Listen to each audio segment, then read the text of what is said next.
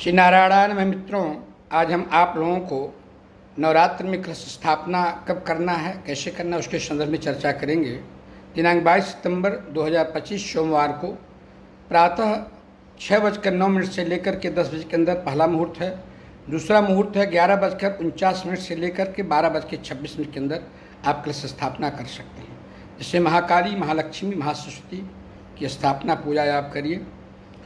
कलश स्थापना करने से ही नवरात्र में देवी के फल का विशेष लाभ प्राप्त होता है। कलश को धो करके, मिट्टी का कलश हो चाहे तांबे का कलश हो, स्टील का कलश नहीं होना चाहिए।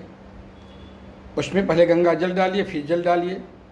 कलश के गले में सूत्र बांध दीजिए, लाल वाला, लाल कपड़ा भी बांध सकते हैं, लपेट सकते हैं। स्वस्तिक बना दीजिए। स्वस्तिक बनाने के बाद कलश में हल्दी, दुर्वा घास, सुपारी, 1.25 रुपये या 11 रुपया जो भी आपके पास उपलब्ध हो, या चांदी का सिक्का भी आप डाल सकते हैं। उसको डाल करके, बहुत सूक्ष्म विधि आपको बता रहा हूँ मैं, बहुत बृहद नहीं बता रहा हूँ, ताकि जन सामान्य में सभी लोग इसको कर सकें। करके उसमें आम का पत्ता डाल सकते हैं, पान का पत्ता डाल सकते हैं, कुशा भी डाल सकते हैं आप। आम का पत्ता डालना जरूरी होगा। पीपल के पत्ते भी डाल सकते हैं, बरगद के डाल सकते हैं, गुलर डाल सकते हैं, पाकड़ डाल सकते हैं। इसके बाद उसके ऊपर एक मिट्टी का पुड़पात रखना चाहिए। उसमें चावल या जौ भर करके रखिए और उस पर नारियल में स्वस्तिक बना करके, नारियल में जल होना अवश्य जरूरी होना चाहिए।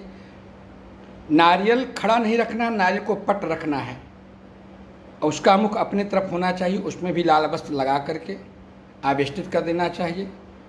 और दीपक कलश के जहाँ कलश रखते हैं उससे अग्निकोण में, अर्थात अब आप जहाँ बैठते हैं आपके दाहिने साइड में एक दीपक बनाना चाहिए। अखंड ज्योत अगर बनाते हैं बहुत अच्छी बात है, लेकिन उसकी रक्षा करना परम कर्तव्य हो जाता है।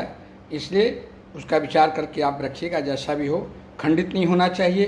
अगर देखने में समस्या होती है तो जब तक पूजा करते तब तक आप दीपक जलाइए। दीपक तिल के तेल का हो या तो घी का हो।